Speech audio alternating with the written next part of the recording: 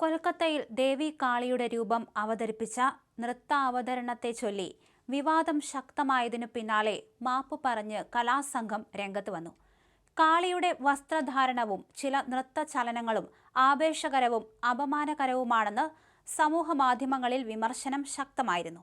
ഇതിനെ തുടർന്നാണ് നൃത്ത അവതരണം നടത്തിയ കലാകാരന്മാരും സംഘാടകരും പരസ്യമായി ഖേദം പ്രകടിപ്പിച്ചത്.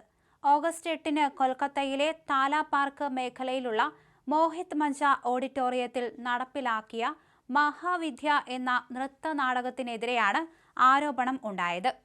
നിത്യ ഫാക്കൽറ്റി ഓഫ് സൈറ്റ് എന്ന നൃത്ത സംഘമാണ് പരിപാടി സംഘടിപ്പിച്ചത്. കാളി ഉൾപ്പെടെയുള്ള വിവിധ ദേവതകളുടെ രൂപങ്ങൾ നൃത്തത്തിലൂടെ അവതരിപ്പിക്കുന്നതായിരുന്നു ഈ പരിപാടി. അവതരണ സമയത്ത് ഹാളിൽ പ്രശ്നങ്ങളൊന്നും ഉണ്ടായിരുന്നില്ലെങ്കിലും പിന്നീട് വീഡിയോ ദൃശ്യങ്ങൾ പ്രചരിച്ചതോടെയാണ് പ്രതിഷേധം കടുത്തത്. പ്രധാനമായും കാളിദേവിയെ അവതരിപ്പിച്ച നർത്തകിയുടെ വസ്ത്രധാരണവും ചില ആംഗ്യങ്ങളുമാണ് വിമർശനങ്ങൾക്ക് വഴിവെച്ചത്. ദേവതയുടെ രൂപത്തെ അവതരിപ്പിക്കുമ്പോൾ കുറച്ചുകൂടി മാന്യത പുലർത്തേണ്ടിയിരുന്നുവെന്നും ഭക്തരുടെ മതവികാരങ്ങളെ പരിഗണിക്കേണ്ടിയിരുന്നുവെന്നും സോഷ്യൽ മീഡിയയിൽ ഭൂരിഭാഗം പേരും ചൂണ്ടിക്കാണിച്ചു.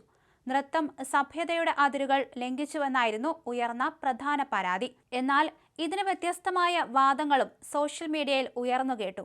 കാളിയുടെയും മറ്റ് ദേവീരൂപങ്ങളുടെയും പരമ്പരാഗത ചിത്രീകരണങ്ങളിൽ ശരീരാവതരണം വളരെ പരിമിതമായ രീതിയിലാണ് കാണാറുള്ളതെന്നും അതിനാൽ ഈ അവതരണത്തെ മാത്രം അശ്ലീലമായി കാണാനാകില്ലെന്നും ഒരു വിഭാഗം ആളുകൾ അഭിപ്രായപ്പെട്ടു.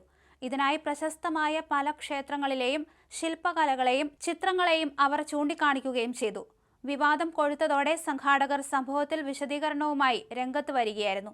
അവതരണം പ്രതീക്ഷിച്ച രീതിയിൽ പൂർത്തിയാക്കാൻ സാധിച്ചില്ലെന്ന് അവർ സമ്മതിച്ചു. വേഷവിധാനവും കോറിയോഗ്രാഫിയും കലാകാരന്റെ വ്യക്തിഗത തീരുമാനങ്ങളായിരുന്നുവെന്നും റിഹേഴ്സൽ സമയത്ത് അന്തിമ വേഷം ധരിച്ചിരുന്നില്ലെന്നുമാണ് സംഘാടകരുടെ നിലപാട്. ഭാവിയിൽ ഇത്തരം തെറ്റുകൾ ആവർത്തിക്കാതിരിക്കാൻ വേഷവും സ്റ്റേജ് അവതരണവും മുൻകൂട്ടി പരിശോധിച്ച് ഉറപ്പുവരുത്തുമെന്നും സംഘാടകർ വ്യക്തമാക്കുകയും ചെയ്തു.